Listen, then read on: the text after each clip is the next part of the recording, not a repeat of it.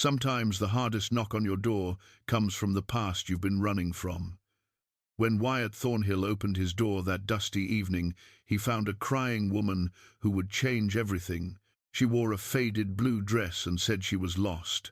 Being a gentleman, the wealthy rancher offered her a place to stay. She wouldn't talk much about where she came from, just that she had nowhere else to go. The next morning, her sister showed up dressed in black with news that shook Wyatt to his core. The crying woman was the daughter of his old friend, a man he had betrayed years ago. Now Wyatt faced a choice that would define the rest of his life. Would he finally make peace with his past, or let his guilt destroy any chance at redemption? Before we jump back in, tell us where you're tuning in from, and if this story touches you, make sure you're subscribed, because tomorrow I've saved something extra special for you. The morning sun cast long shadows across the Thornhill ranch as Wyatt pulled his father's silver pocket watch from his vest, checking the time with the same precision he'd practiced for 30 years. 6:15. The hands moved with mechanical certainty, unlike the restless thoughts that had kept him awake most of the night. He closed the watch with a soft click and slipped it back into place, the weight of it familiar against his chest, a constant reminder of the man he'd promised to become and the promises he'd broken along the way. From his bedroom window on the second floor of the sprawling ranch house, Wyatt could see the entire valley that bore his family name. Rolling hills dotted with cattle stretched toward the horizon, where the morning mist clung to distant peaks like whispered secrets. This was his kingdom, built from the sweat and sacrifice of 3 generations of Thornhill men. Yet standing there in his nightshirt, watching the world wake up around him, he felt more like a prisoner than a king. The floorboards creaked beneath his feet as he made his way downstairs, each step echoing through rooms that had grown too quiet over the years. The house was built for a family-wide hallways, spacious parlors, a dining table that could seat 12. Instead, it housed one lonely man and the ghosts of choices he couldn't take back. In the kitchen, Maria Santos was already preparing breakfast, her weathered hands moving with the efficiency of someone who'd been part of the ranch for over 2 decades. She looked up as Wyatt entered, her dark eyes holding the kind of warmth that came from watching a boy grow into a man, even when that man had lost his way. "Morning, Signor Wyatt," she said, not pausing in her work. "Coffee's ready, and I've got eggs and bacon going. That girl upstairs, she's still sleeping?" Wyatt nodded, pouring himself a cup of the strong black coffee that had become his morning ritual. "Let her rest. She's had a hard journey." Maria studied his face with the intuition of someone who'd known him since he was knee-high to a grasshopper. "You know who she is, don't you?" The question hung in the air between them like smoke from a dying fire. Wyatt took a long sip of his coffee, feeling the burn as it went down. "Samuel Morrison's girl," Maria said quietly, not asking but stating what they both knew. "She has his eyes, same shade of blue as summer sky. 20 years. It had been 20 years since Wyatt had seen those eyes, but they were burned into his memory like a brand. Samuel Morrison, his best friend, his business partner, his brother in everything but blood. The man whose trust Wyatt had shattered for 30 pieces of silver and a chance to save his family's ranch. The weight of his father's pocket watch seemed heavier this morning. "Maria," Wyatt said, setting down his cup with deliberate care, "what do you remember about that summer? When you two had your falling out," she finished, her voice carrying no judgment, only the weariness of someone who'd watched good men make bad choices. "I remember a young man who thought he had to carry the whole world on his shoulders. I remember another young man who trusted too easily and paid too heavy a price for it." Wyatt turned toward the window, watching as his ranch hands began their morning routines. Tom Bradley was already working with the horses in the corral, his movements sure and steady despite his 60-some years. Jake Morrison, no relation to Samuel, despite sharing the name, was checking the fence line along the south pasture. These men depended on him, trusted him to make the right decisions. Just like Samuel had trusted him all those years ago. "The girl doesn't know," Maria continued, breaking eggs into a cast-iron skillet. "About what happened between you and her father. She's running from something else entirely. How can you be sure? Because if she knew, she wouldn't be here. She'd be at your throat instead of crying on your porch." The sound of footsteps on the stairs interrupted their conversation. Elena Morrison, though she'd given her name as Elena Carter the night before, appeared in the doorway wearing one of the ranch's spare dresses that Maria had laid out for her. Even in the simple cotton dress, there was something ethereal about her, something that reminded Wyatt of morning mist over still water. "I hope I'm not intruding," she said, her voice still carrying the tremor that had marked it the night before. "I heard voices and smelled coffee." "Nonsense, Mija," Maria said with the maternal warmth that came as naturally to her as breathing. "Sit yourself down. Breakfast will be ready in just a minute." Elena took a seat at the kitchen table, her hands folded in her lap like a schoolgirl. But Wyatt could see the tension in her shoulders, the way her eyes darted toward the door, as if calculating escape routes. This was a woman who'd learned to be ready to run. "How did you sleep?" Wyatt asked, settling into the chair across from her. "Better than I have in months," she admitted. "Your home is very peaceful." "It wasn't always," Wyatt said without thinking, then caught himself. "I mean, ranch life can be pretty busy during calving season and such." Elena smiled, the first real smile he'd seen from her, and for a moment the resemblance to her father was so strong it took Wyatt's breath away. Samuel had smiled the same way, with his whole face lighting up like sunrise after a long, dark night. "My father used to talk about ranch life," Elena said, stirring cream into her coffee with slow, deliberate movements. "He grew up on a small spread outside Tucson. Always said it was the closest thing to heaven a man could find on earth." Wyatt's coffee cup rattled against the saucer as he set it down. "Your father was a rancher?" "Was. He passed 5 years ago." Elena's voice dropped to barely above a whisper. "Everything changed after that." Maria placed a plate of eggs and bacon in front of Elena, then squeezed her shoulder gently. "Eat up, Mija. You're nothing but skin and bones." For several minutes they ate in comfortable silence, the only sounds the clink of forks against plates and the distant lowing of cattle.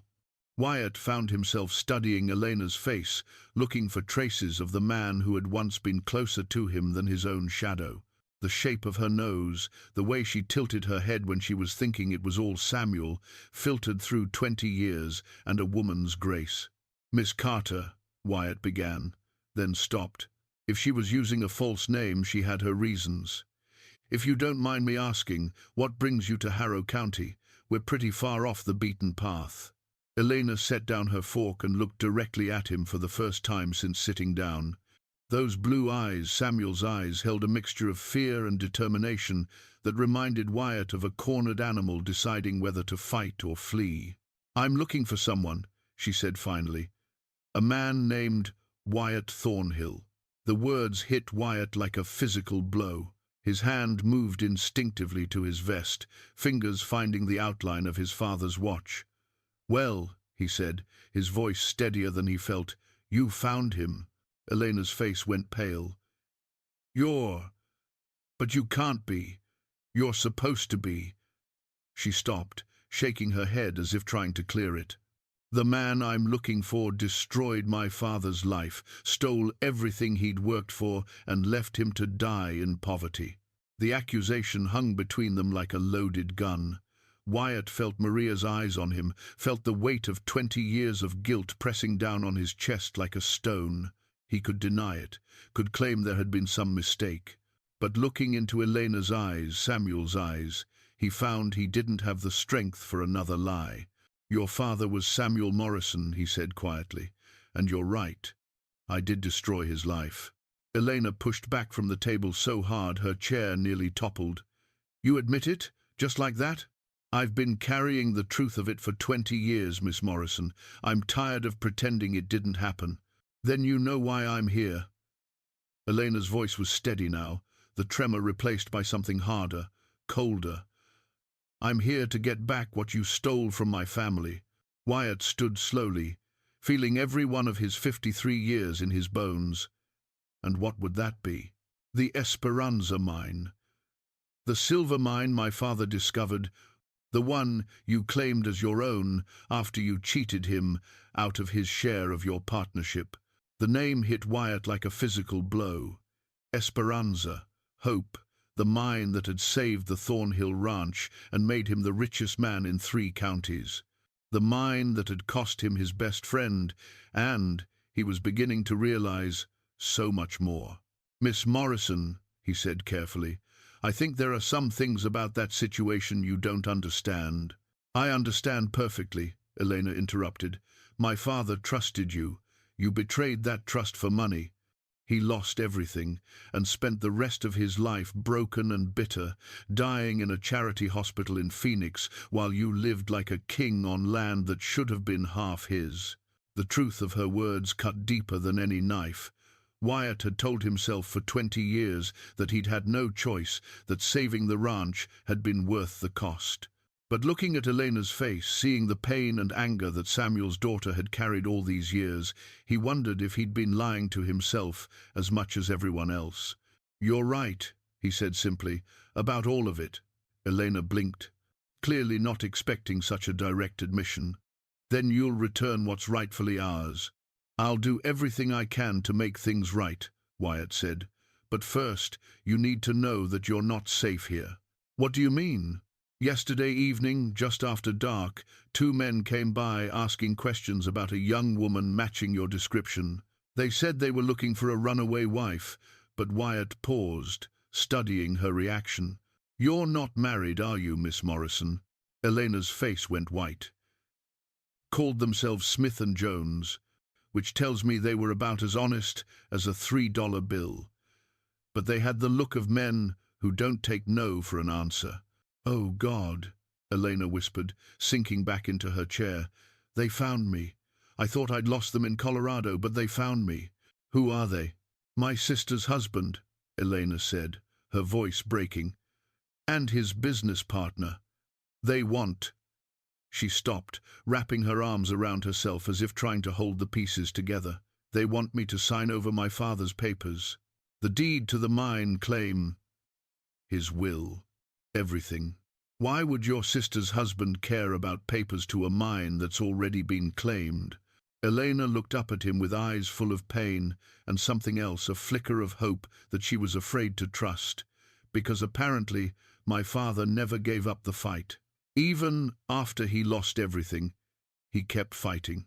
And 3 months before he died, he found a way to prove that the Esperanza mine legally belongs to the Morrison family." The room fell silent, except for the ticking of the grandfather clock in the hall. Wyatt felt the weight of his father's pocket watch against his chest, marking time with the steady rhythm of a heart that had beaten out 20 years of guilt. "Miss Morrison," he said slowly, "I think it's time you told me the whole story." Elena Morrison sat straighter in her chair, her hands smoothing the borrowed dress as she gathered her courage. The morning light streaming through the kitchen window caught the dust motes dancing in the air, and for a moment Wyatt was reminded of another morning 20 years ago when he and Samuel had sat at this very table, planning their future with the optimism of young men who believed the world owed them everything. "My father never stopped believing in justice," Elena began, her voice growing stronger with each word. "Even after he lost the ranch, even after he had to sell everything we owned just to survive, he kept searching for a way to prove what really happened." Maria refilled their coffee cups with quiet efficiency, but Wyatt could see she was listening to every word. In a house where silence had reigned for so long, Elena's story felt like rain after a long drought. For years, he wrote letters to lawyers, to mining officials, to anyone who would listen. Most ignored him. The few who didn't said the statute of limitations had run out, that too much time had passed. Elena paused to sip her coffee, and Wyatt noticed her hands were steadier now. "But my father was nothing if not persistent. Samuel always was stubborn as a mule," Wyatt said softly, earning a sharp look from Elena. "Don't," her voice cut through the kitchen like a blade, Don't talk about him like you knew him, like you cared about him. You forfeited that right when you stole his life's work." The words stung because they were true. Wyatt nodded, accepting the rebuke. "Please, continue." Elena studied his face for a long moment, as if trying to decide whether his remorse was genuine.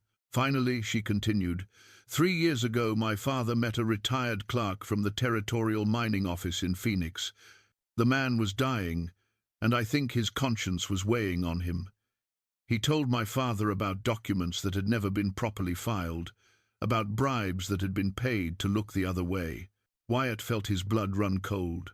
He remembered those days vividly, the desperate scramble to save the ranch, the meetings with mining officials, the envelopes of cash that had changed hands in dimly lit saloons. He'd told himself it was just business, that everyone did it. But sitting here now, looking at the daughter of the man he'd betrayed, those justifications felt as thin as paper.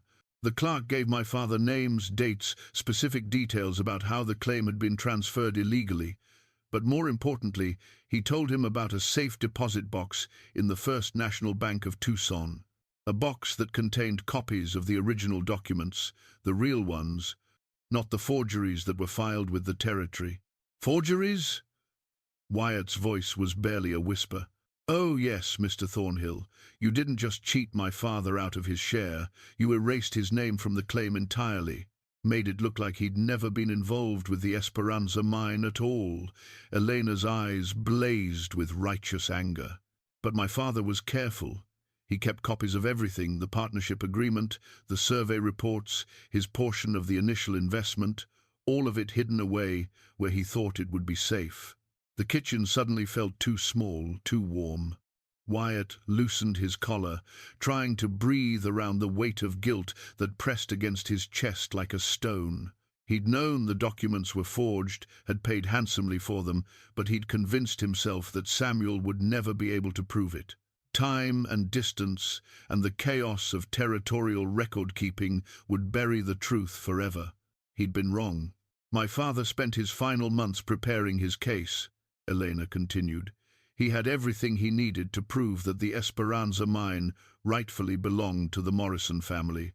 The original survey that showed it was Samuel Morrison who first discovered silver in that mountain. The partnership papers that proved you were supposed to be equal partners. The bank records showing his initial investment. Then why didn't he? Because he died before he could file the lawsuit." Elena's voice broke slightly, the first crack in the armor she'd built around her pain. "Heart attack," the doctor said, "brought on by years of stress and worry and poverty. He was 62 years old, Mr. Thornhill. He should have had years left to enjoy his vindication." Wyatt closed his eyes, seeing Samuel's face as clearly as if his old friend were sitting across from him. They'd been the same age, he and Samuel. Partners in dreams and schemes, united in their determination to make something of themselves in this harsh, unforgiving country. If Samuel had died at 62, broken and bitter and alone, then Wyatt's betrayal had truly killed him. "I'm sorry," he said, and meant it more than any words he'd ever spoken. "I'm sorry for what I did to your father, and I'm sorry for your loss. Sorry doesn't bring him back. Sorry doesn't return the 20 years of poverty and shame he endured because of your greed." Elena stood abruptly, pacing to the window where she stood with her back to him. "But justice might, finally." "You have the documents?" Wyatt asked. "I do, hidden where my sister's husband and his partner will never find them." She turned back to face him, and there was steel in her posture now, a determination that reminded him powerfully of Samuel in his younger days. "The question is, what are you going to do about it?" Before Wyatt could answer, the sound of approaching horses reached them through the open window. Multiple riders, moving fast. Maria moved to peek through the lace curtains, her face grave when she turned back. 6 men, she said quietly. "Armed. They don't look like they're here for a social call." Elena's face went white. "It's them. They followed me here." Wyatt was already moving, his mind shifting into the sharp focus that had served him well in the territorial wars of his youth. "Maria, take Miss Morrison upstairs. The back bedroom, the one with the view of the barn. If things go badly, there's a rope ladder in the closet. It reaches down to the kitchen roof." "I won't hide while they threaten you," Elena protested. "You will if you want to live long enough to see justice done," Wyatt said firmly. "Maria, go. Now."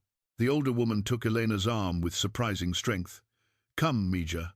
Senor Wyatt knows what he's doing." As their footsteps faded up the stairs, Wyatt moved to the gun cabinet in the hallway.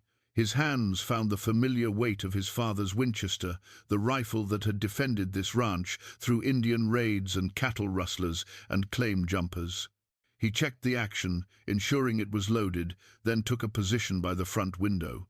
The riders had stopped in the yard, their horses stamping and blowing in the morning heat. The man in the lead was well-dressed but soft-looking, the kind who'd made his money from other men's labor.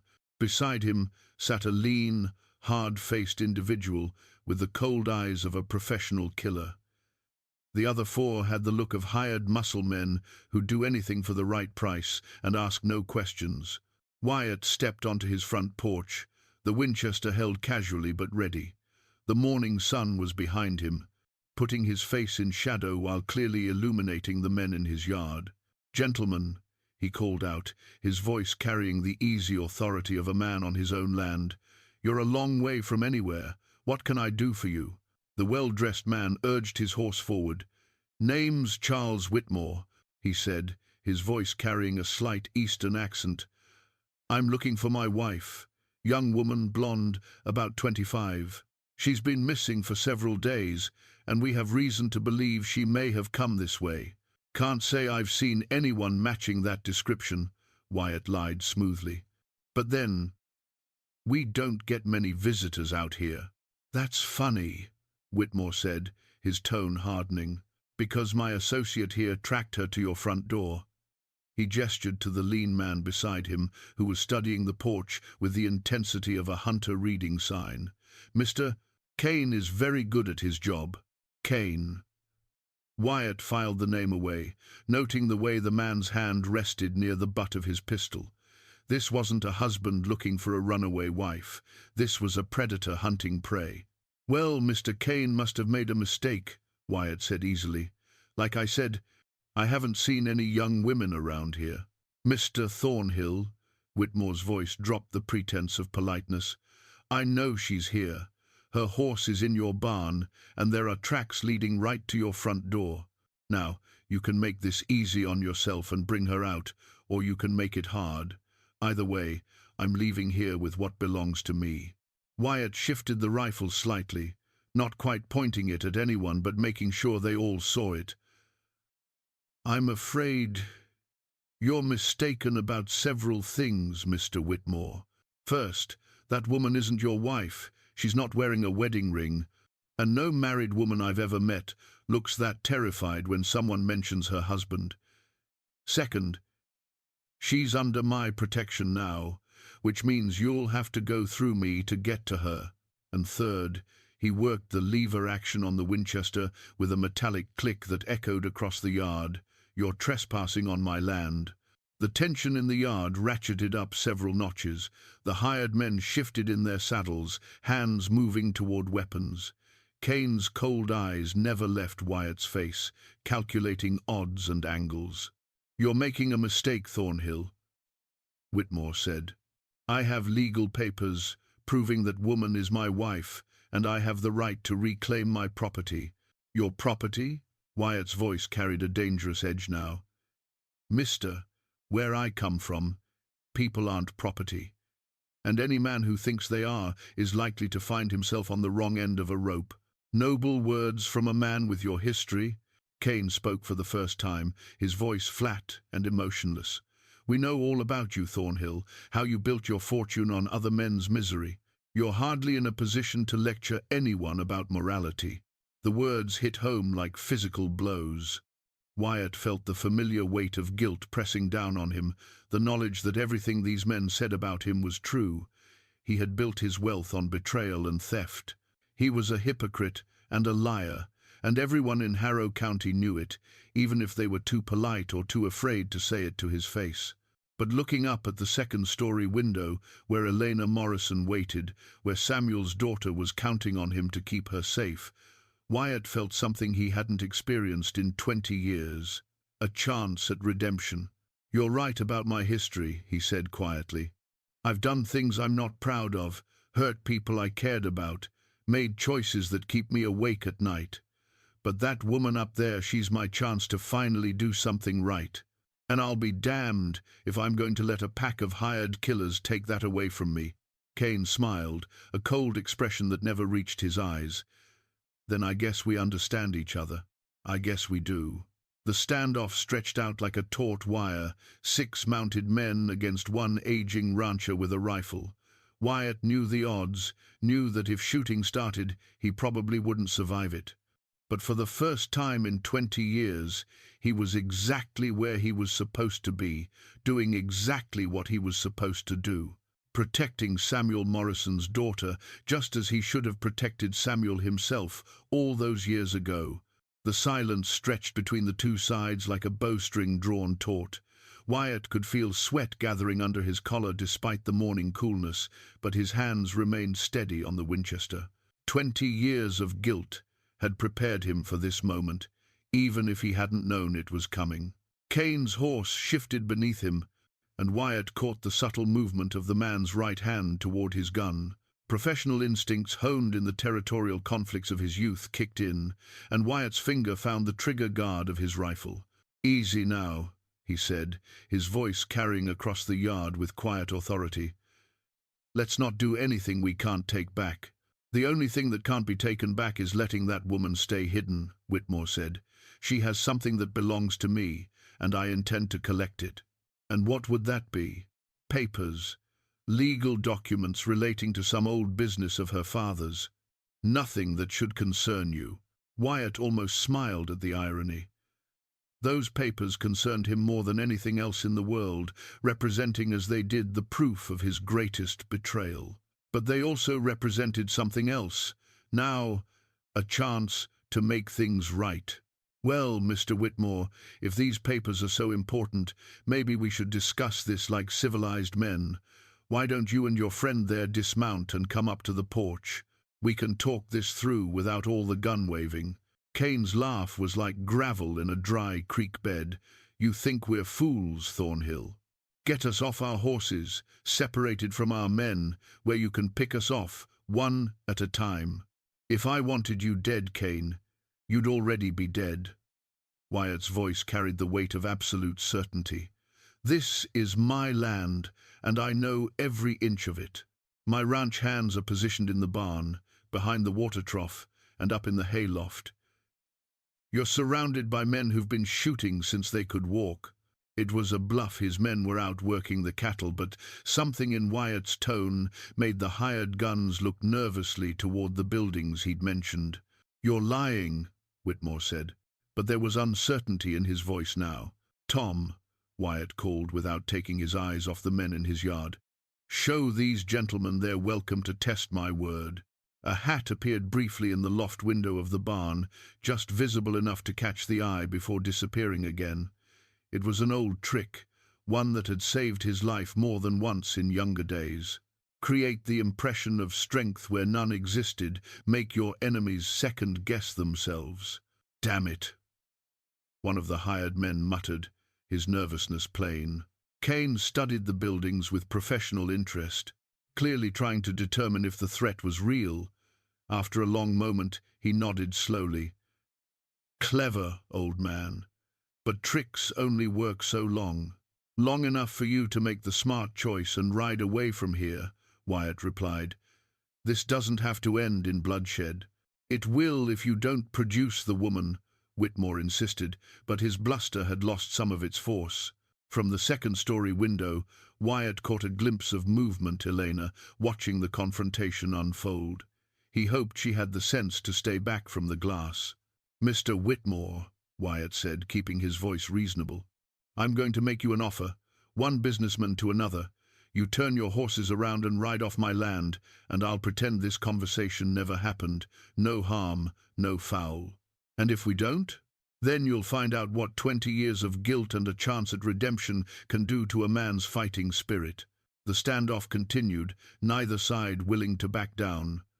Wyatt knew he was playing a dangerous game, but for the first time in decades, he felt truly alive. The weight of his father's pocket watch against his chest reminded him of the legacy he'd inherited and the one he'd nearly destroyed through his own weakness. Kane finally broke the silence. "This isn't over, Thornhill. We know she's here, and we know what she has. You can't protect her forever." "Maybe not," Wyatt agreed, "but I can protect her today." Whitmore jerked his reins, his horse dancing sideways. "You're making an enemy of the wrong man, Thornhill. I have resources you can't imagine." "And I have something you don't understand," Wyatt replied. "A man with nothing left to lose is the most dangerous opponent you'll ever face." With obvious reluctance, Whitmore wheeled his horse around. Kane lingered a moment longer, his cold eyes promising future violence, before following his employer. The 4 hired guns fell in behind them, but Wyatt noticed they kept looking back over their shoulders as they rode away. Wyatt remained on the porch until the riders disappeared over the ridge, then finally allowed himself to breathe normally. His hands were shaking now, not from fear, but from the adrenaline that always followed a confrontation. He'd forgotten how it felt to stand for something that mattered. "Senor Wyatt?" Maria's voice came from behind him. "They're gone," he said without turning around. "For now." Elena appeared beside Maria, her face pale but determined. "They'll be back." "Yes," Wyatt agreed, finally turning to face them. "And next time, they won't be so cautious. Kane's not the type to be fooled by the same trick twice." "Then what do we do?" Wyatt leaned the Winchester against the porch railing and pulled out his pocket watch. 10:30 in the morning, and already the day felt like it had aged him a year. "We prepare for war, and we figure out exactly what we're fighting for." Elena stepped closer, her blue eyes intense. "I told you what we're fighting for. Justice. The truth about what happened to my father." "That's what you're fighting for," Wyatt said gently. "But I need to understand why they want those documents so badly. If the mine legally belongs to your family, why not just file a lawsuit? Why hire killers to steal papers that would come out in court anyway?" Elena's expression grew troubled. "Because it's not just about the mine anymore. Charles Whitmore, my sister's husband, he's been using forged deeds to sell shares in the Esperanza to investors back east, telling them he owns the mineral rights to the most productive silver mine in Arizona territory." The implications hit Wyatt like a physical blow. How much money? Hundreds of thousands of dollars. Maybe more. He's been selling the same mine, over and over again, to different groups of investors. Wyatt whistled low. No wonder he wants those papers. If the truth comes out, he's not just facing a lawsuit, he's facing federal charges for fraud. "Which is why he'll kill anyone who threatens to expose him," Elena said quietly, "including you, for protecting me. Let him try." The words came out harder than Wyatt had intended, surprising even himself. "I've spent 20 years running from my past, Miss Morrison. I'm tired of running." Maria placed a gentle hand on his arm. "Senor Wyatt, these are dangerous men. Maybe we should contact Sheriff Morrison in town." "No." Elena's interruption was sharp. "Sheriff Morrison is Charles's cousin." "That's how Charles found me in the first place," the sheriff told him. "I was asking questions about my father's mining claims." Wyatt felt the walls closing in around them. No law, no help coming, and a gang of professional killers who wouldn't hesitate to burn down his ranch to get what they wanted. He should have been terrified. Instead, he felt something he hadn't experienced in years: purpose. "All right then," he said, squaring his shoulders. "We do this ourselves." "We?" Elena asked. 20 years ago, I betrayed your father's trust and stole his future. I can't undo that, Miss Morrison, but I can make sure his daughter gets the justice he never lived to see." The rest of the morning passed in tense preparation. Wyatt sent Maria into town with a carefully worded message for Tom Bradley and the other ranch hands, asking them to return immediately for urgent ranch business. He didn't trust the telegraph operator, too many ears in a small town, and word of trouble at the Thornhill ranch would spread like wildfire. While they waited for his men to return, Wyatt and Elena sat at the kitchen table with cups of coffee that had long since grown cold. Between them lay a worn leather satchel that Elena had retrieved from her hiding place, a loose floorboard in the guest room where she'd spent the night. "My father carried this everywhere for the last 3 years of his life," she said, her fingers tracing the cracked leather. "Said it contained the only thing that mattered anymore, the truth." Wyatt studied the satchel with a mixture of fascination and dread. Inside were the documents that would prove his guilt beyond any shadow of doubt, the evidence of crimes that could see him imprisoned or worse. Yet he found himself eager to see them, to finally face the full magnitude of what he'd done. "Before you open that," he said quietly, "there's something I need to tell you. Something about that summer when your father and when I betrayed him." Elena's hand stilled on the satchel's clasp. "I'm not sure I want to hear your justifications." "Not justifications. The truth. All of it." Wyatt stood and walked to the window, looking out at the land that had cost him his soul. "Your father and I were partners in more than just the mine. We were planning to combine our ranches, create something bigger than either of us could manage alone. Samuel was going to marry my sister Catherine." Elena's sharp intake of breath told him this was news to her. "They were in love, had been since we were all children. Catherine was 2 years younger than Samuel and me, but she had more sense than both of us put together. She knew the land, knew cattle, knew how to make a ranch profitable." Wyatt's voice grew thick with memory. "Samuel used to say she was the real rancher in the family, that he was just lucky she was willing to put up with a dreamer like him." "What happened to her?" Elena asked softly. "Pneumonia. Took her in 3 days during the worst winter storm in 20 years. Samuel was visiting his family in Tucson when it happened, couldn't get back because of the snow. By the time the storm cleared, she was already in the ground." Wyatt turned back to face Elena, seeing his own pain reflected in her blue eyes. Samuel blamed himself for not being there. Started drinking, stopped caring about the ranch, stopped caring about anything. The partnership we'd planned died with Catherine. But the mine was supposed to be our fresh start. Samuel's idea, actually. He'd been exploring those mountains since we were boys, following old Spanish maps and Indian tales. When he finally found silver in that canyon, he came to me because he needed capital to file the claim and start digging. Elena opened the satchel with careful hands, removing a stack of yellowed papers tied with a faded ribbon. "So you were partners from the beginning. Equal partners. 50-50, just like we'd always planned." Wyatt sat back down, his eyes fixed on the documents that would condemn him. But then the territorial government changed the mining laws. Suddenly, we needed twice as much capital to maintain our claim, and we had to prove continuous operation or risk losing everything. Elena untied the ribbon and spread the papers across the table. Even upside down, Wyatt could see the familiar letterhead of the Territorial Mining Office, the careful script of legal documents that had once represented hope and partnership. Samuel was in no condition to invest more money. The drink had gotten to him bad, and he'd let his own ranch slide into debt. I, on the other hand, had been careful with my money. Conservative. I had the capital we needed. But Wyatt stopped, the words sticking in his throat like broken glass. "But you wanted more than half," Elena finished, her voice cold. "I wanted it all." The admission came out barely above a whisper. The mine was producing more silver than we'd ever dreamed, and I convinced myself that I was the one doing all the work, taking all the risks. Samuel was too drunk most days to even visit the site.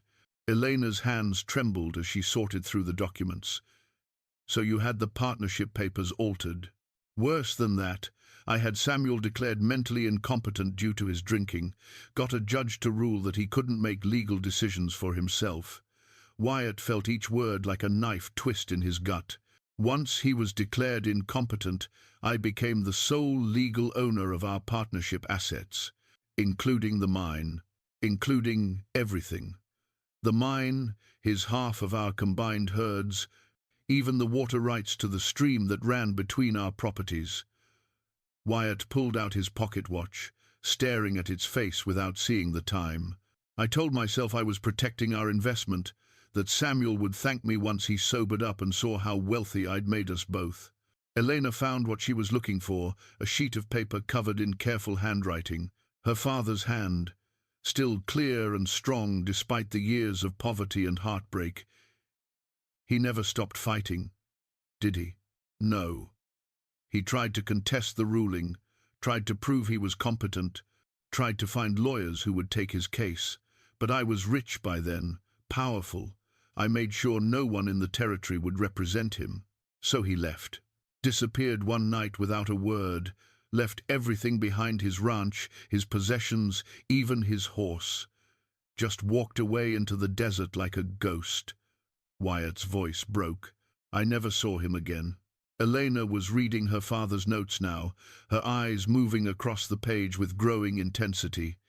He kept records of everything. Every conversation he had with lawyers, every document he requested from the territorial office, every witness he tried to find. She looked up at Wyatt with eyes that blazed with pain and anger. He never stopped believing that someday justice would prevail. "What does it say?" Wyatt asked, though he dreaded the answer. "That you didn't just cheat him out of the mine. You systematically destroyed his life, piece by piece, until he had nothing left but his memories and his determination to see you pay for what you'd done." Elena's voice was steady, but tears rolled down her cheeks. 20 years, Mr. Thornhill. 20 years he spent gathering evidence, following paper trails, documenting every crime you committed. And now his daughter has all the proof she needs to destroy me. Elena looked at him for a long moment, studying his face as if trying to read his soul. "The question is, what are you going to do about it?" Before Wyatt could answer, the sound of approaching horses reached them again. But this time, he recognized the rhythm, his own men returning from their work. Tom Bradley's voice called out from the yard, asking if everything was all right. "Stay here," Wyatt told Elena as he stood, "and keep those documents close. Something tells me we're going to need them sooner than we think." Wyatt stepped onto the porch to find Tom Bradley dismounting near the corral, his weathered face creased with concern. Behind him rode Jake Morrison and two younger hands, Miguel Santos and Billy Creek. These were good men, loyal men who'd stood by the Thornhill Ranch through lean years and prosperous ones alike. "Boss," Tom called out, approaching the house with the careful stride of a man who'd spent 40 years in the saddle. "Maria said you needed us back, urgent-like. Everything all right?" "Not exactly, Tom." Wyatt kept his voice low, conscious that sound carried far in the desert air. "We've got trouble heading our way, and I need to know I can count on you boys." Tom's hand instinctively moved to the Colt at his hip. A gesture so natural, Wyatt doubted the older man even realized he'd done it. What kind of trouble? The kind that shoots first and asks questions later. Wyatt quickly outlined the morning's confrontation, watching as his foreman's expression grew increasingly grim. "They'll be back, probably with more men, and when they come, they won't be looking to negotiate." Jake Morrison, a lean, quiet man in his 30s, with no relation to Samuel despite sharing the name, spat into the dust. "What's their beef with you, boss? This about some old business deal?" Wyatt hesitated, knowing that once he told them the truth, everything would change. These men had worked for him for years, trusted him, respected him. Learning about his betrayal of Samuel Morrison might destroy that trust forever. But looking at their faces, honest, hard-working men who deserved better than lies, he found he couldn't do it anymore. "It's about the Esperanza mine," he said finally. "About how I came to own it." Tom's eyes narrowed. "I thought you and some partner discovered that together back in the early days." "We did. His name was Samuel Morrison, and I cheated him out of his share." The words came easier than Wyatt had expected, as if a weight was lifting from his chest with each admission. "The woman in the house is his daughter, and she has proof of what I did." The silence that followed was broken only by the whisper of wind through the cottonwoods and the distant lowing of cattle. Wyatt watched his men's faces, seeing shock, disappointment, and something that might have been understanding. "Well," Tom said finally, "I reckon that explains why you've been carrying yourself like a man with a guilty conscience all these years. You're not angry? Boss, I've worked cattle ranches from Texas to California. I've seen good men do bad things when they're desperate, and I've seen bad men do worse things just because they could."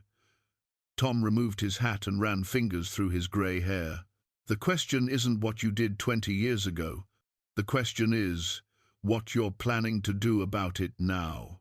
Wyatt felt something tight in his chest begin to loosen. "I'm planning to help Samuel's daughter get the justice her father never lived to see, even if it costs me everything. And these men who came this morning, they're trying to stop her. The woman's brother-in-law has been selling fraudulent shares in the mine to Eastern investors. If the truth comes out, he'll face federal charges." Miguel Santos, Maria's youngest son, and a steady hand despite his 20-some years, stepped forward. "Senor Wyatt, my mother says this woman is in great danger." "She is, and by helping her, I'm putting all of you in danger too." Wyatt looked each man in the eye. "I won't order any of you to stay. This fight isn't yours, and these men won't hesitate to kill anyone who gets in their way." Billy Creek, barely 18 but already tough as leather from a hard life on the range, surprised everyone by speaking first.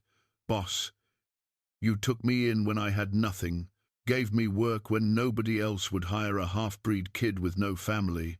I reckon I owe you more than I can ever repay." "You don't owe me anything, Billy." "Maybe not, but I choose to stay anyway." Jake Morrison nodded slowly. "I'm in too. Never did like bullies, and these sound like the worst kind." "Count me in, Senor Wyatt," Miguel added. "My mother would never forgive me if I let anything happen to you or the señorita." All eyes turned to Tom Bradley, the unofficial leader among the ranch hands. The old foreman was quiet for a long moment, his gaze distant as he considered the implications of what Wyatt had told them. "I rode with you during the Apache troubles," Tom said finally. "Stood beside you when the Cattlemen's Association tried to muscle us out of our grazing rights. Never once questioned your decisions, even when they seemed crazy at the time." He settled his hat back on his head with deliberate care. "I'm not about to start questioning them now." Wyatt felt his throat tighten with emotion. These men had every right to walk away, to distance themselves from his past crimes and present troubles. Instead, they were choosing to stand with him.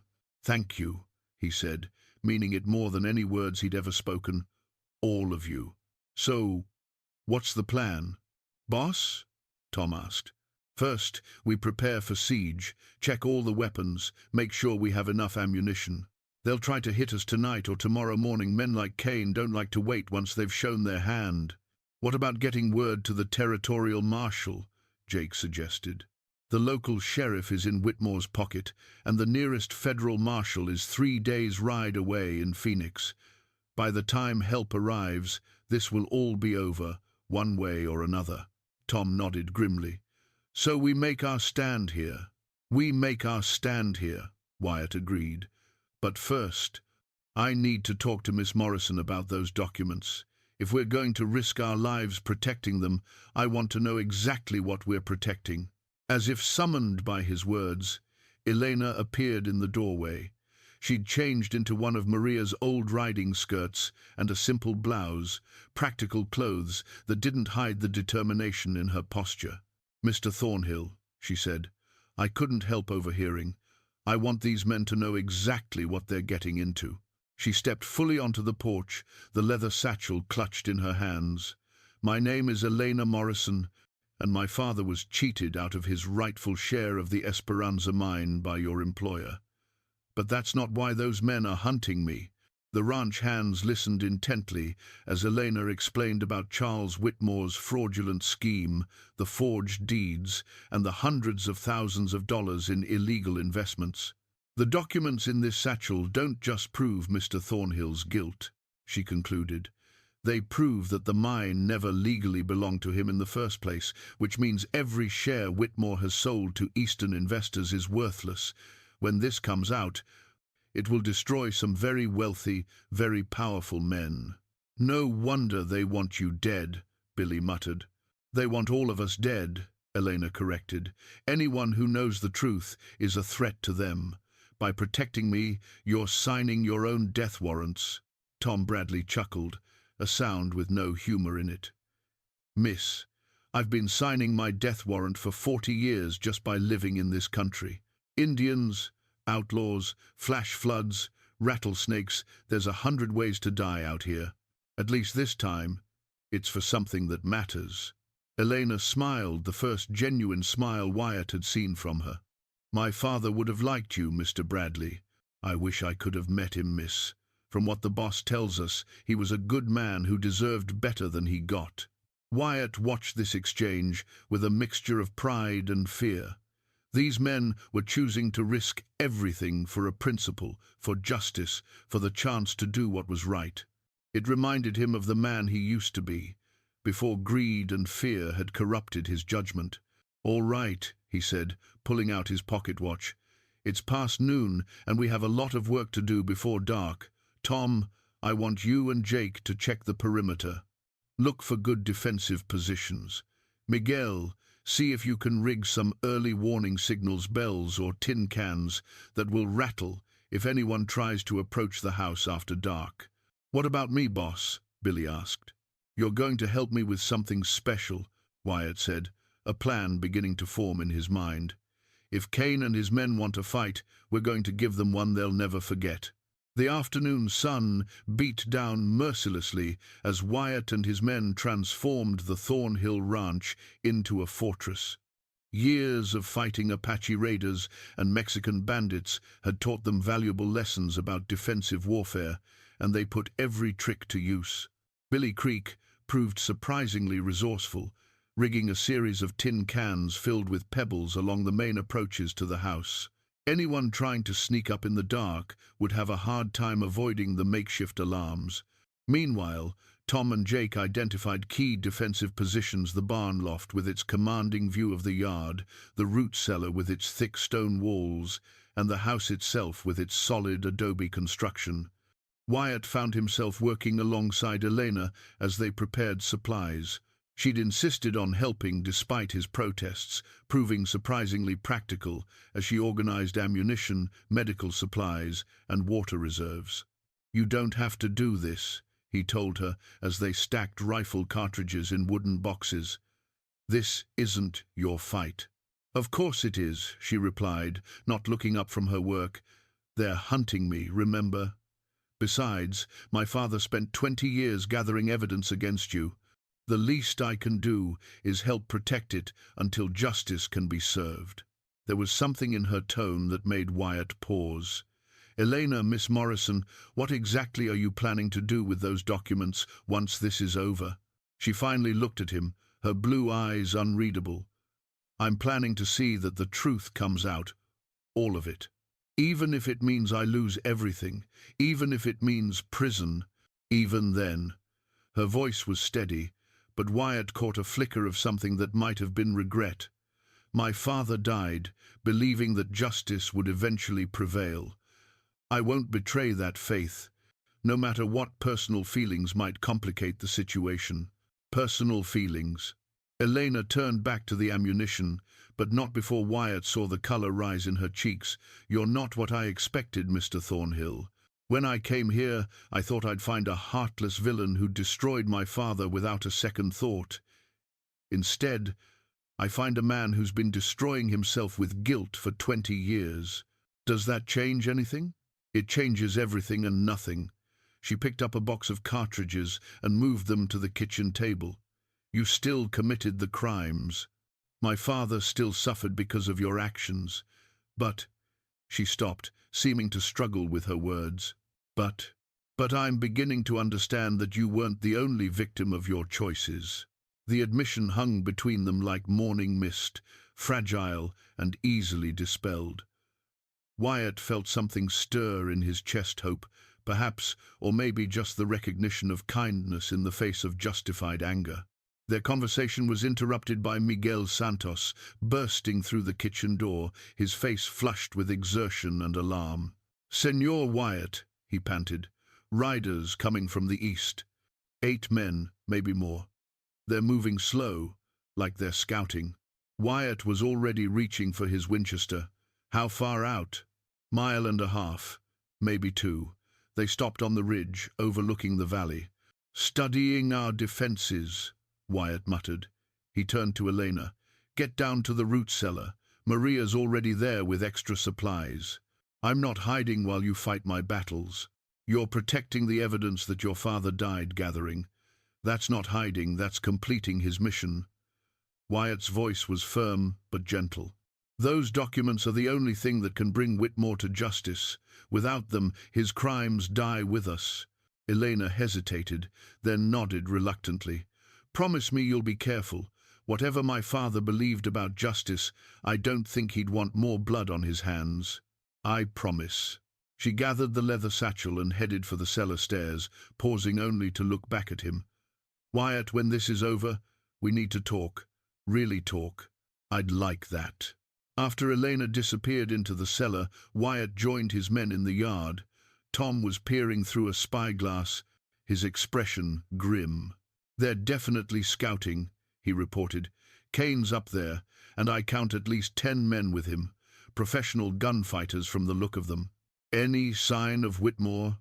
"Nah, he's probably holed up in town, waiting to hear how this plays out. Rich men don't like to get their hands dirty." Jake Morrison appeared from the barn, carrying an armload of rope. "Boss, we've got the hay bales positioned like you wanted. Won't stop bullets, but they'll provide some cover." "Good. What about the horses?" "Moved them to the back pasture, out of the line of fire. If things go bad, we can reach them through the kitchen door." Wyatt nodded, his mind racing through possibilities and contingencies. Kane was too smart to attack in daylight. He'd wait for darkness, when his superior numbers would be less of a disadvantage. That gave them a few hours to complete their preparations. "Billy," he called to the youngest hand, "I want you to ride to the Esperanza mine. Take the back trail through Devil's Canyon. They won't be watching that approach." "What am I supposed to do at the mine, boss?" Wyatt pulled a folded piece of paper from his vest pocket. "Find the foreman, Carlos Mendez. Give him this note. Tell him it's time to repay an old debt." Billy looked confused, but took the paper without question. "How many men should I ask him to send?" "All of them who are willing to fight." "But Billy," Wyatt caught the young man's arm, "don't let them think this is about the ranch or about me. This is about protecting an innocent woman from killers. Carlos will understand." After Billy rode off, Wyatt found himself alone with Tom while Jake and Miguel continued their preparations. The old foreman was checking his rifle for the 3rd time, a sure sign that nerves were starting to fray. "Tom," Wyatt said quietly, "I want you to know that if you want to take the others and ride out, I'll understand. This isn't your fight." "Boss, you keep saying that, but it doesn't make it true." Tom worked the action of his rifle, checking the smooth operation of the mechanism. "That girl down in the cellar reminds me of my own daughter, the one I lost to scarlet fever 10 years back. Brave, stubborn, willing to fight for what's right, even when the odds are stacked against her." "I didn't know you had a daughter." "Had, past tense." Tom's voice grew rough. "Point is, some fights choose you whether you want them or not. This is one of those fights." "It's not." The sun was beginning its descent toward the western mountains, painting the sky in shades of gold and crimson.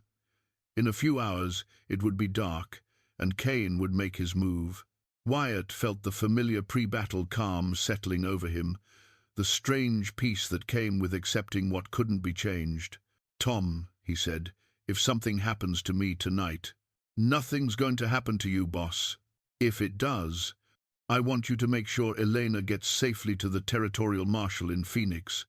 The documents she's carrying are more important than my life, more important than any of our lives." Tom studied his employer's face in the fading light. "You're really going to let her destroy you, aren't you?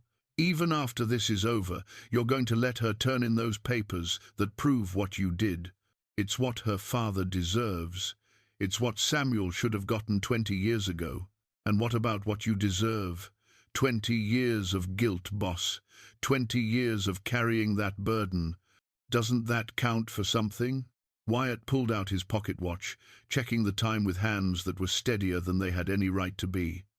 "Justice doesn't work that way, Tom. You can't balance the scales by suffering. You can only balance them by making things right." The old foreman nodded slowly, understanding passing between them like shared water in a drought. They were both men who'd lived long enough to learn the weight of choices, the way decisions made in moments of weakness could echo through decades. As darkness began to gather in the east, Wyatt took one last look around his ranch, the land his family had built, the legacy his father had left him, the kingdom he'd created through betrayal and blood. Tomorrow, if he lived to see it, much of this might belong to someone else. But for the first time in 20 years, that thought didn't terrify him. Darkness had settled over the valley like a heavy blanket when Elena emerged from the root cellar, her face pale but determined. Wyatt was positioned by the front window, his Winchester ready, when he heard her footsteps on the stairs. "I told you to stay down there," he said, without turning around. "And I told you this was my fight too." She moved to the window beside him, carrying something that made Wyatt's blood run cold, a second leather satchel, identical to the first. "Besides, there's something else you need to know. Something I haven't told you about my father's investigation." Wyatt finally looked at her, noting the way her hands trembled slightly as she clutched the bag. "What do you mean?" "The documents I showed you this morning, they were only part of the truth." Elena set the second satchel on the table with careful precision. "My father discovered something else in those final months, something that changes everything. Elena, this isn't the time. This is exactly the time." She opened the satchel and pulled out a bundle of papers that looked different from the others, newer, crisper, bearing official seals that caught the lamplight. "My father wasn't just investigating what you did to him. He was investigating the mine itself." Wyatt felt a chill run down his spine. What kind of investigation? The kind that reveals the Esperanza mine was never legally claimable by anyone.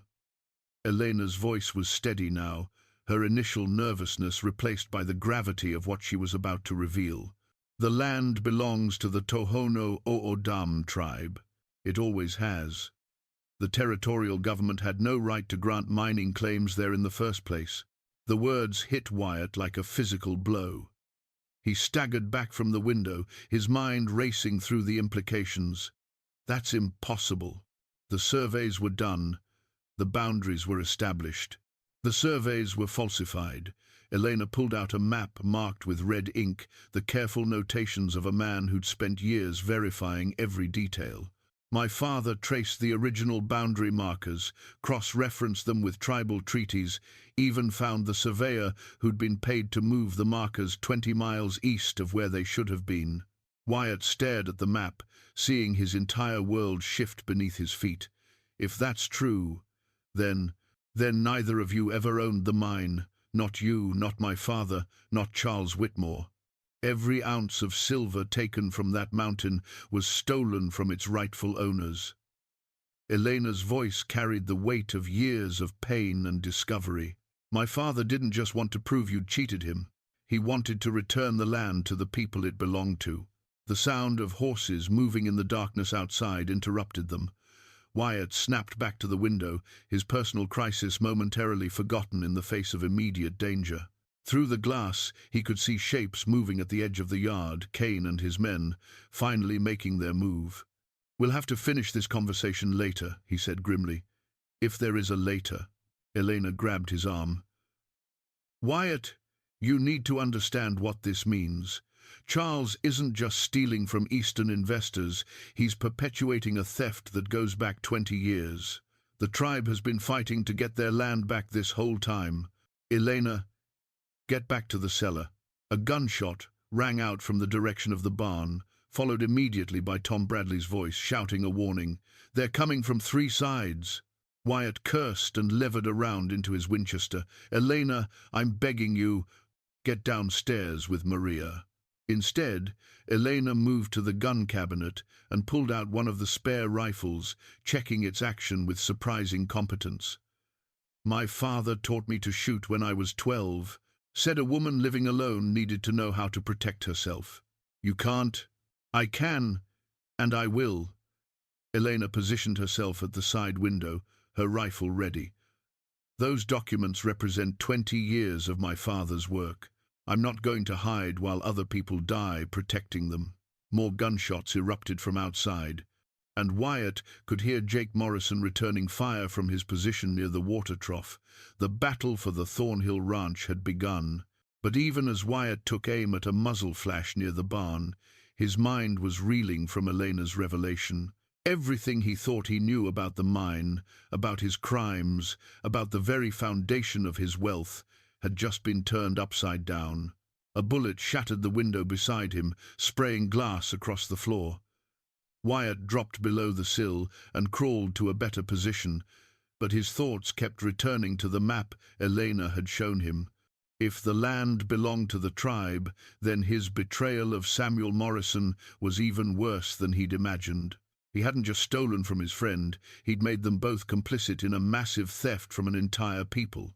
"Wyatt," Elena's voice cut through his brooding, "someone's trying to get to the barn." He looked where she was pointing and saw a dark figure running toward the building where Tom Bradley was positioned. Without thinking, Wyatt stood and fired, his bullet catching the man in the shoulder and spinning him around. The attacker stumbled but kept moving, disappearing into the shadows on the barn's far side. "Nice shot," Elena said grimly. "Not good enough." Wyatt reloaded quickly, his hands moving with practiced efficiency. "If they get Tom surrounded in that barn."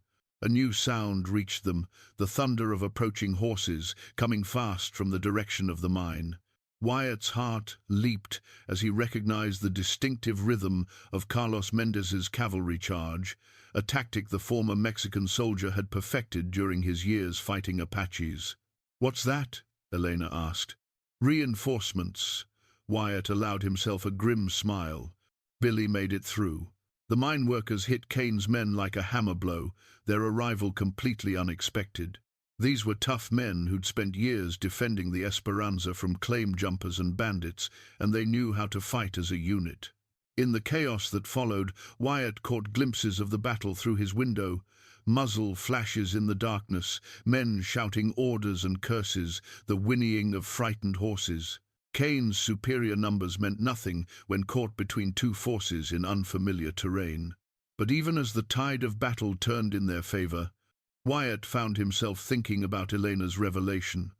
The documents in her satchels didn't just threaten Charles Whitmore's fraudulent scheme, they threatened the entire structure of territorial mining law. If the Esperanza claim was illegal from the beginning, how many other claims were similarly tainted? "Wyatt," Elena said quietly, her rifle still trained on the yard, "when this is over, what are you going to do with what I've told you?" "What do you mean?" "The mine, the stolen land, the tribe's rights. What are you going to do about it?" Wyatt considered the question as gunfire continued to echo across the valley. For 20 years, he'd carried the guilt of betraying Samuel Morrison. Now he was learning that his crimes went far deeper, that his wealth was built on an injustice that affected hundreds of people who'd never even heard his name. "I'm going to do what your father would have done," he said finally. "I'm going to make it right." Elena looked at him in the lamplight, her face reflecting surprise and something that might have been hope. Even if it costs you everything? Everything I have came from that mine. If the mine was never rightfully mine, then nothing I own was ever really mine either. Wyatt pulled out his father's pocket watch, its weight feeling different now, heavier somehow. Maybe it's time I learned the difference between wealth and worth.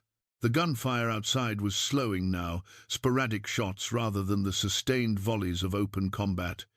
Carlos Mendez's voice could be heard shouting orders in Spanish, organizing his men to secure the area. "I think it's over," Elena said, lowering her rifle. "This part is." Wyatt stood carefully, peering out at the yard where figures were moving with lanterns, checking for wounded and securing prisoners. "But the real fight is just beginning." Elena gathered the documents from both satchels, her movements careful and reverent. "My father always said that truth was like water, it might take time, but eventually it finds its way to the surface. Your father was a wise man, wiser than I ever gave him credit for." Wyatt set down his rifle and turned to face her fully. "Elena, I need you to know that whatever happens next, whatever these documents reveal about me or anyone else, I'm grateful you came here." "Why?" "Because for the first time in 20 years, I remember what it feels like to be the man my father raised me to be." Outside, Tom Bradley was calling his name, reporting that the attack had been repelled and prisoners taken. But Wyatt barely heard him. His attention was focused entirely on Elena Morrison and the papers that would reshape not just his future, but the futures of countless others whose lives had been touched by the crimes committed in the name of progress and prosperity. The plot twist Elena had revealed changed everything, not just about the mine ownership, but about the very nature of justice in the American West. The question now was whether anyone would have the courage to see that justice through to its conclusion. Dawn broke over the Thornhill ranch with the pale light of a winter morning, casting long shadows across a yard marked by the violence of the night before. Wyatt stood on his porch, surveying the aftermath of the battle that had changed everything. 3 of Kane's men lay dead near the water trough, while 2 others nursed wounds in the barn under the watchful eyes of Carlos Mendez's miners. Kane himself had escaped in the confusion, along with at least 4 of his surviving gunmen, but they'd left behind something more valuable than prisoners' information. Tom Bradley approached the porch, his left arm in a makeshift sling where a bullet had grazed him during the fighting. Despite the injury, the old foreman's eyes held a satisfaction that spoke of a job well done. "Boss," he said, settling onto the porch steps with a grateful sigh, "we found something in Kane's saddlebags you're going to want to see." He handed Wyatt a leather portfolio stuffed with documents. As Wyatt examined them, his expression grew increasingly grim. Telegrams between Kane and various contacts in Phoenix and Denver, hotel registrations showing Whitmore's movements over the past month, and most damning of all, a detailed list of Eastern investors who'd purchased shares in the Esperanza mine, along with the amounts they'd paid. "Jesus," Wyatt whispered, scanning the numbers. "He's collected over $400,000 from investors in New York alone." "Gets worse," Tom said. "Look at the bottom page." Wyatt found what Tom was referring to, a telegram dated just 2 days ago, sent from Whitmore to an address in Washington, D.C. The message was brief but chilling. "Morrison woman located. Problem will be resolved permanently within 48 hours. Recommend accelerating timeline for final sales." He's planning to sell more shares, Wyatt realized, even knowing that Elena has evidence that could expose everything, or maybe because of it. Elena's voice came from the doorway behind them.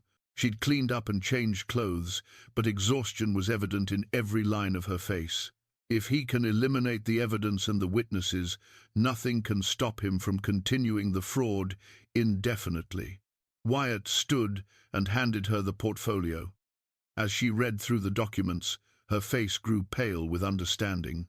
"There are names here I recognize," she said finally. "Prominent businessmen, railroad executives, even a former territorial governor. Charles hasn't just been stealing money, he's been building a network of influential investors who'll protect their interests at any cost." "Which means We're not just fighting Whitmore anymore, Tom observed. We're fighting everyone who stands to lose money if the truth comes out. Carlos Mendez emerged from the barn, his weathered face serious. The former Mexican cavalry officer had aged well, his bearing still military despite 20 years of civilian life. He'd been foreman at the Esperanza mine since its early days, one of the few men who knew the full history of its development. "Senor Wyatt," he said, touching the brim of his hat respectfully, "my men have secured the prisoners, but we found something else. One of them was carrying this." He handed over a folded piece of paper, a map of the local area, with the Thornhill ranch clearly marked. But it wasn't just marked as a target. Lines had been drawn showing approach routes, defensive positions had been noted, and most troubling of all, there were annotations indicating the locations of nearby ranches and settlements. "They weren't just planning to hit us," Wyatt said, studying the map. "This looks like preparation for a larger operation." Elena moved closer to examine the map, her shoulder brushing against Wyatt's arm. Despite everything they'd been through, or perhaps because of it, he found himself acutely aware of her presence. "Look at these numbers," she pointed to small figures written beside each marked location. "I think those are men and weapons counts. They've been surveying the entire area." "For what purpose?" Carlos asked. "Control," Tom said grimly. "They eliminate us, then move against anyone else who might cause trouble. Create their own little kingdom where they can operate without interference." Wyatt felt the weight of his father's pocket watch against his chest as the full scope of Whitmore's ambition became clear. This wasn't just about covering up a fraud or eliminating witnesses. This was about seizing control of an entire region through violence and intimidation. "Carlos," he said, turning to the mine foreman, "how many men do you have who'd be willing to fight?" "All of them, senor. These cabrones killed 2 of my workers last month when they came asking questions about mine records. My men want blood." "Good, but first we need to get Elena and those documents to safety. Everything else is secondary to that." "I'm not going anywhere," Elena said firmly. "Those documents don't just prove Charles's crimes, they're the key to returning the mine to its rightful owners. I won't abandon them, or the people who've already died protecting them." Wyatt started to protest, but Maria Santos appeared from the kitchen, carrying a pot of coffee and wearing an expression that brooked no argument. "Enough talking," she announced. "Everyone sit down and eat something. You can't fight on empty stomachs, and you can't think clearly when you're hungry." As they gathered around the kitchen table, sharing coffee and the breakfast Maria had prepared, Wyatt found himself studying the faces around him. These people, his loyal workers, Elena with her fierce determination, even Carlos with his quiet strength, they were all depending on him to make the right choices. For 20 years, he'd been making decisions based on fear and guilt. Now, faced with the biggest crisis of his life, he felt something different stirring in his chest. Not fear or guilt, but purpose. Clarity. "Elena," he said, setting down his coffee cup, "tell me about the tribal representatives your father was in contact with." She pulled out one of the documents from her satchel. "There's a man named Joseph Running Bear who serves as a liaison between the tribe and the territorial government. My father met with him several times, and Mr. Running Bear was helping him prepare a formal petition for the return of the land." "Where is he now?" "The tribal headquarters, about a day's ride north of here. But Wyatt, even if we could get the documents to him safely, what then? Charles has too much money, too many powerful friends. The territorial courts won't side with tribal claims against established mining interests." "Maybe the territorial courts won't," Wyatt said slowly, an idea beginning to form in his mind. "But there's another court that might." Tom looked up from his plate. "What do you mean, boss?" "Federal court. The treaties between the tribes and the U.S. government fall under federal jurisdiction. If we can prove that the original land grants were illegal, the federal government has the authority to void all subsequent claims." Carlos nodded thoughtfully. But federal courts are in Denver or San Francisco. How do we get there alive with half of Arizona hunting us? We don't all go, Wyatt said, the plan crystallizing in his mind. Elena and I take the documents to Joseph Running Bear, get his tribal council's official support. Then we continue to Denver, while the rest of you create a distraction here. What kind of distraction? Elena asked. The kind that makes Whitmore think we're still here, still vulnerable. Wyatt pulled out the map they'd taken from Kane's men.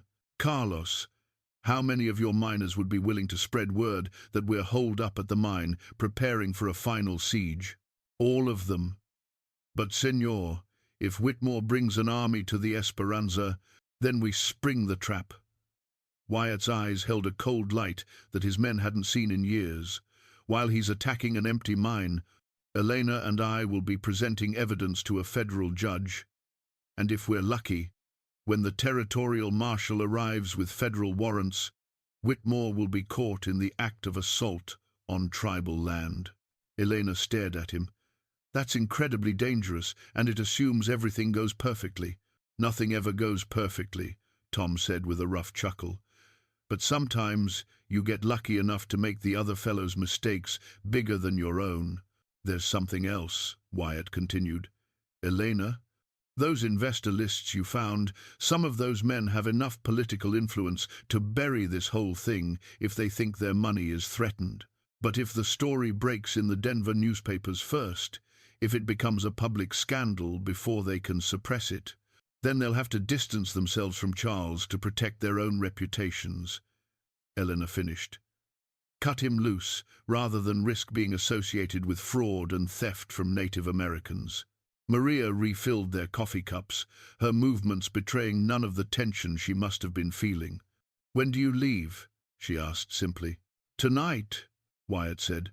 After dark, when it's harder for anyone to track our movements, we'll take the mountain trail to the tribal headquarters, then follow the old Spanish road toward Denver.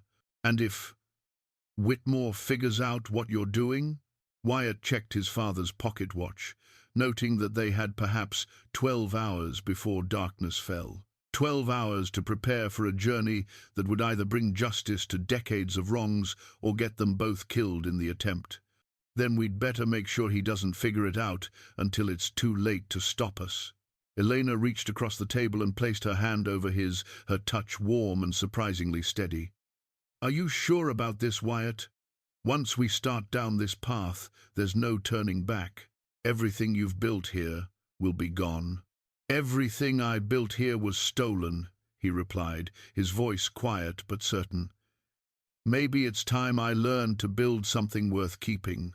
Outside, the sun climbed higher into a sky that promised clear weather for traveling, but Wyatt knew that before this day was over, storms of a different kind would be gathering, storms that would test everything he'd learned about courage, redemption, and the true cost of justice. The mountain trail to the tribal headquarters wound through some of the most treacherous country in Arizona territory, a path known only to those who'd lived in these lands for generations. As darkness fell, Wyatt and Elena rode single file through narrow defiles and along precipitous ledges, their horses picking their way carefully over loose rock and twisted roots. Elena had changed into men's clothing for the journey, borrowed pants and shirt from one of the younger ranch hands, her long hair pinned up beneath a wide-brimmed hat. In the moonlight, she looked like any cowpoke riding the night ranges, which was exactly what they hoped any pursuers would think. How much farther? She asked in a whisper, her voice barely audible above the soft clatter of hooves on stone. Wyatt consulted the crude map Carlos Mendez had drawn for them. Another 2 hours, maybe 3. The tribal council meets at dawn, so we should arrive just in time. Behind them, the lights of the Thornhill ranch had long since disappeared beyond the ridgeline. By now, Carlos and his men would be spreading word in the saloons and trading posts that Wyatt and Elena were barricaded at the Esperanza mine, preparing for Whitmore's next assault. It was a dangerous deception, but one that might buy them the time they needed. As they rode, Elena broke the comfortable silence that had settled between them. Wyatt, when we meet with Joseph Running Bear, what exactly are we going to ask him to do? Help us get to Denver alive. Provide tribal testimony for the federal case. And Wyatt paused, considering his next words carefully. And accept the return of land that was stolen from his people. You're really going to give it all up? The mine, the ranch, everything? Elena, I've been thinking about what your father discovered.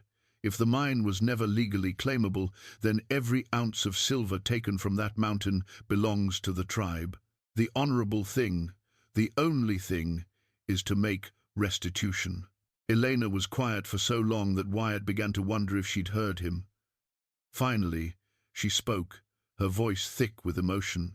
20 years ago, my father would have called you the most honorable man in the territory for saying that. And now? Now I'm beginning to understand why he trusted you in the first place. They reached a narrow ledge that overlooked the valley below. In the distance, Wyatt could see the flickering lights of the tribal settlement, a collection of traditional dwellings and more recent adobe buildings nestled in a protected canyon. But between them and their destination lay the most dangerous part of the journey, an exposed stretch where they'd be visible to anyone watching the trails. "Stay close," Wyatt whispered. "If we're going to be spotted, it'll be here." They'd made it halfway across the open ground when Elena's horse suddenly shied, nearly stumbling on the rocky path. The sound of falling stones echoed across the canyon like gunshots. "What?"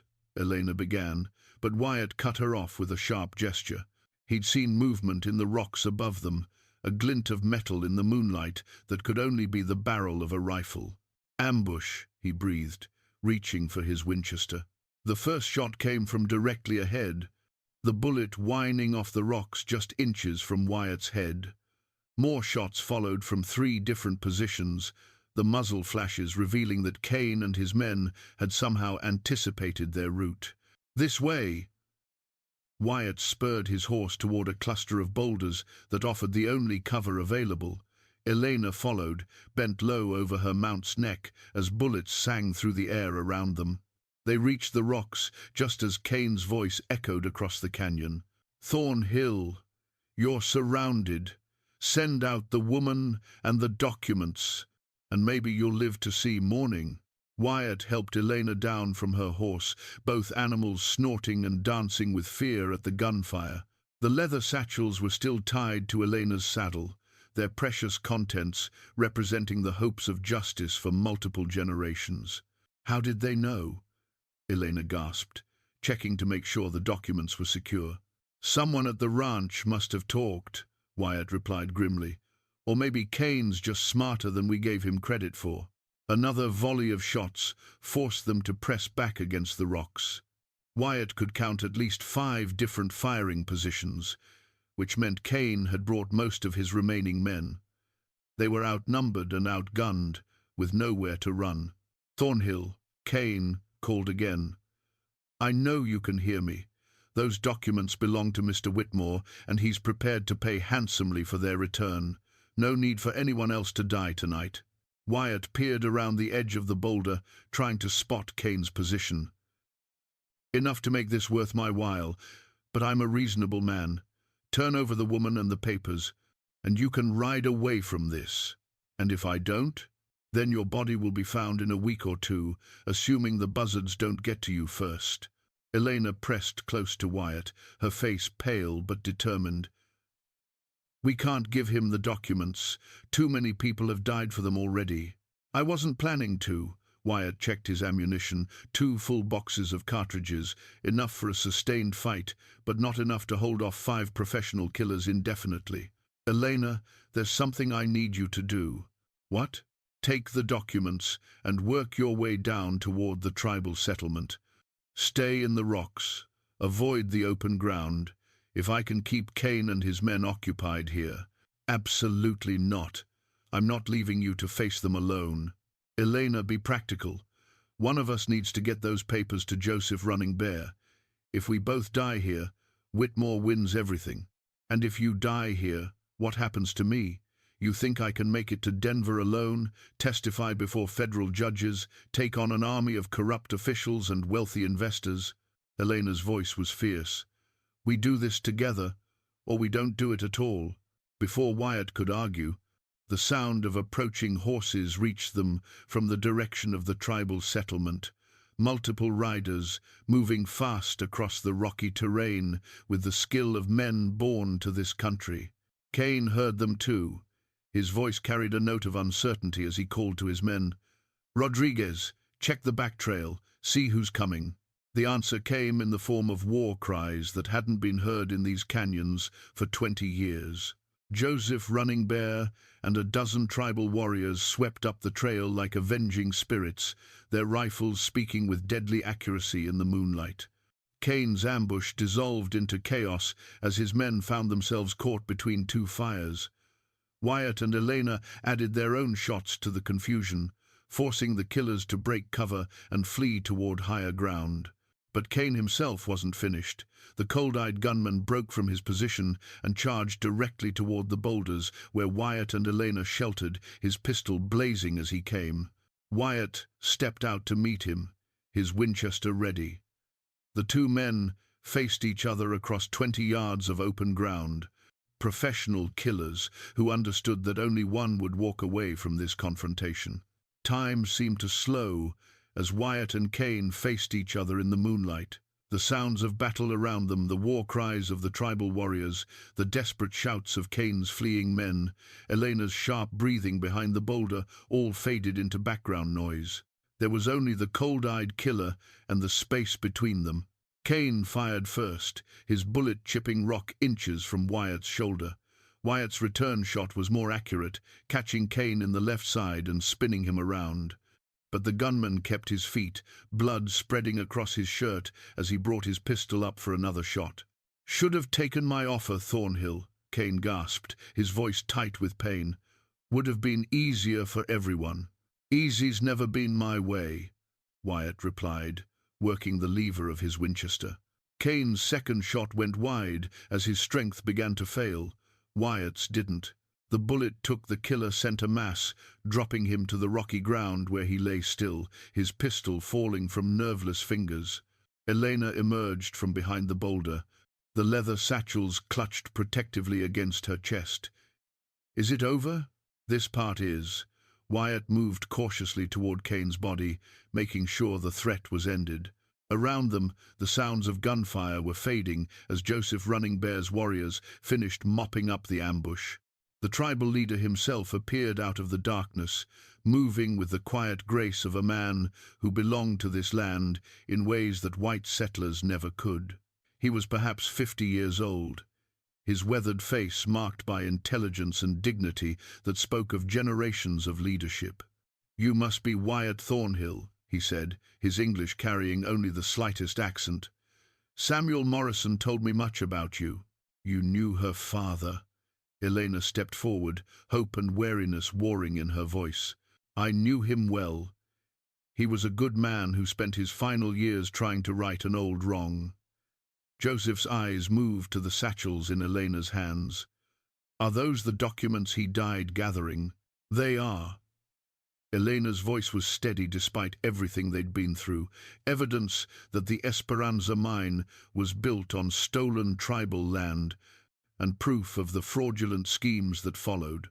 Joseph nodded slowly. "Samuel believed that truth was like water, it always finds its way to the surface eventually. Perhaps it is time for these particular truths to see daylight." One of the tribal warriors approached and spoke rapidly in their native language. Joseph listened, then turned back to Wyatt and Elena. "My scout reports that more riders are approaching from the south, perhaps a dozen men, moving fast. It seems your deception at the mine has been discovered." "Whitmore," Wyatt said grimly. "He must have figured out what we were doing." "Then we have very little time," Joseph said. "Come. The tribal council is already assembled, and we have much to discuss before dawn." The ride to the tribal settlement took only 20 minutes, but it felt like hours to Wyatt.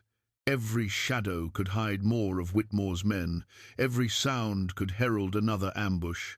But they reached the canyon safely, where the glow of council fires provided a welcome sight. The tribal headquarters was a blend of old and new traditional hogans stood alongside adobe buildings, while the council fire burned in a circle that had hosted such gatherings for countless generations. Around the fire sat the tribal elders, their faces grave as Joseph quickly explained the situation. Elena spread the documents on a blanket before the council, her hands trembling slightly with exhaustion and emotion. These papers prove that the land containing the Esperanza mine was illegally taken from your people. My father spent his life gathering this evidence.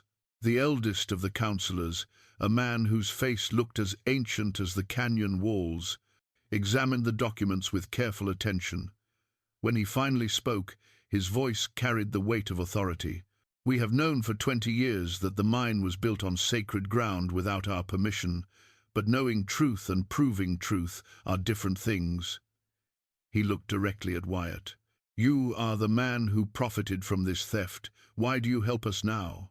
Wyatt pulled his father's pocket watch from his vest, holding it in his hands like a talisman. Because I've learned that wealth built on injustice is no wealth at all. Because Samuel Morrison trusted me, and I betrayed that trust. And because he looked at Elena, seeing strength and determination in her blue eyes. Because some debts can only be paid by doing what's right, regardless of the cost. The elder nodded slowly. Samuel Morrison said you were a good man who had lost his way. Perhaps he was right. What do you need from us? Elena asked. Safe passage to Denver and formal tribal testimony for the federal case, Joseph Running Bear replied. But first, we must survive until dawn. My scouts report that the men pursuing you have surrounded the canyon. They seem prepared to wait until we are forced to come out. How many men? Perhaps 20. Led by a well-dressed man who matches the description of Charles Whitmore himself. Wyatt felt a cold satisfaction settle in his chest. He's desperate enough to come himself. That means we're close to breaking his entire operation. Or he's angry enough to kill everyone who threatens him, Elena pointed out. One of the younger warriors entered the council circle and spoke urgently to Joseph, who translated for the others. Whitmore is approaching under a white flag.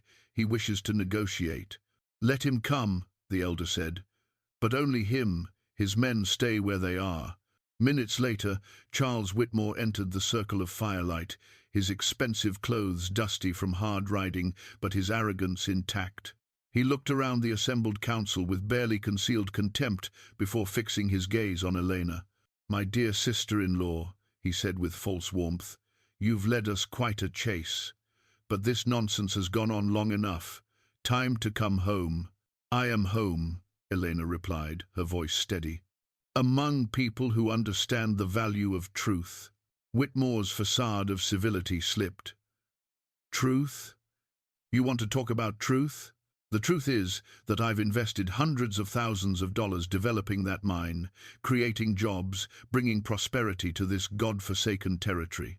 And you want to destroy all of that for the sake of some dusty papers and sentimental nonsense about your father's grudges.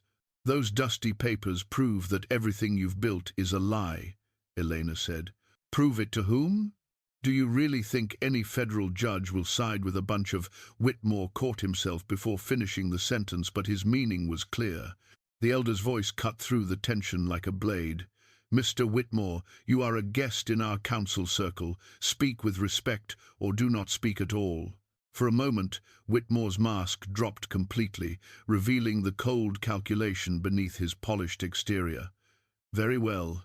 Let's dispense with pleasantries. Miss Morrison, you have something that belongs to me. I'm prepared to offer you $50,000 for those documents and your promise to never speak of these matters again. They're not for sale. 100,000. No amount of money will silence the truth. Whitmore's eyes turned to Wyatt. And you, Thornhill? Surely you understand business. Those documents will destroy you as surely as they destroy me. Help me resolve this situation quietly, and I'll make sure you're protected. Wyatt stood slowly, his father's watch still clutched in his hand. Charles, 20 years ago, I might have taken that deal. 20 years ago, I was the kind of man who valued money more than honor. But that man died the night Samuel Morrison's daughter knocked on my door. Then you've all chosen your fate." Whitmore's voice was cold as winter wind. "My men have this canyon surrounded. No one leaves here alive unless I say so." The elder smiled, an expression that held no warmth. "Mr. Whitmore, you are not the first white man to threaten our people on our own land. You will not be the last. But you will discover, as others have, that we are not as defenseless as you believe." The elder's words proved prophetic. As dawn broke over the canyon, the sound of approaching horses echoed from multiple directions, not Whitmore's reinforcements, but federal marshals accompanied by territorial officials and newspaper correspondents from Denver and Phoenix. Joseph Running Bear's midnight messengers had ridden hard through the darkness, carrying copies of the most damning documents to every authority who needed to see them. Whitmore's face went white as he realized his carefully constructed empire was crumbling around him. The federal marshals entered the council circle with warrants for his arrest on charges of fraud, conspiracy, and violation of federal treaty obligations. The newspaper correspondents were already scribbling notes about the biggest scandal to hit the territory in decades. "This isn't over," Whitmore snarled as the marshals placed him in shackles. "I have friends in Washington, investors who won't stand for this." "Your investors are already distancing themselves," one of the federal marshals informed him. "Funny how quickly rich men discover they never really knew you when fraud charges start flying." As Whitmore was led away, Elena stood beside the council fire, watching 20 years of her father's dreams finally come to fruition.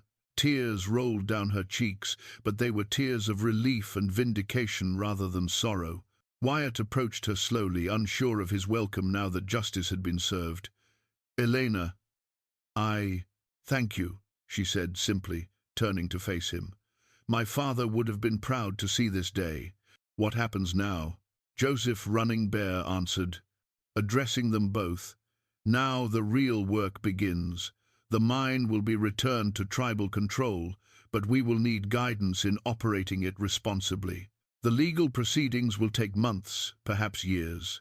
The federal marshal in charge, a stern-faced man named Patterson, approached with a portfolio of documents. "Mr. Thornhill, we'll need your full cooperation in unwinding this mess. There will be restitution payments, asset transfers, testimony in federal court." "You'll have whatever you need," Wyatt replied. "All of it." "Sir," Patterson continued, "the federal prosecutor wants me to make clear that your cooperation will be taken into account when determining charges. You've committed serious crimes, but your assistance in exposing the larger conspiracy—" "Marshal," Wyatt interrupted gently, "I'm not looking for a deal. 20 years ago, I stole from Samuel Morrison and betrayed the trust of a good man. I've been carrying that guilt ever since. If paying for those crimes brings some peace to my conscience and justice to people I've wronged, then that's a bargain I'm willing to make." Elena's hand found his, her touch warm and steady. "Wyatt, you don't have to." "Yes, I do." He pulled out his father's pocket watch one last time, its familiar weight somehow lighter now. This watch belonged to a man who believed in doing what was right, regardless of the cost. I lost sight of that for 20 years, but I remember now.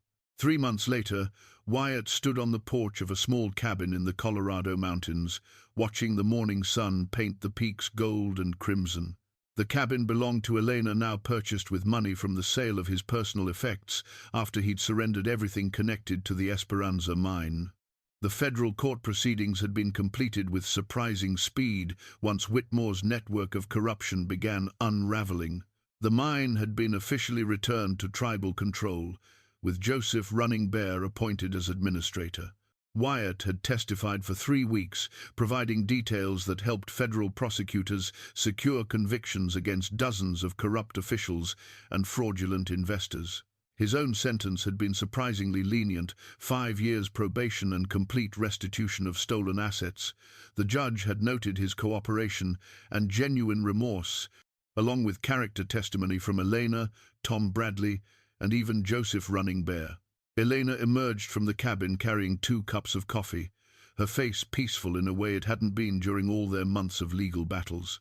She'd testified as well, becoming something of a celebrated figure in Denver newspapers as the brave woman who exposed territorial corruption.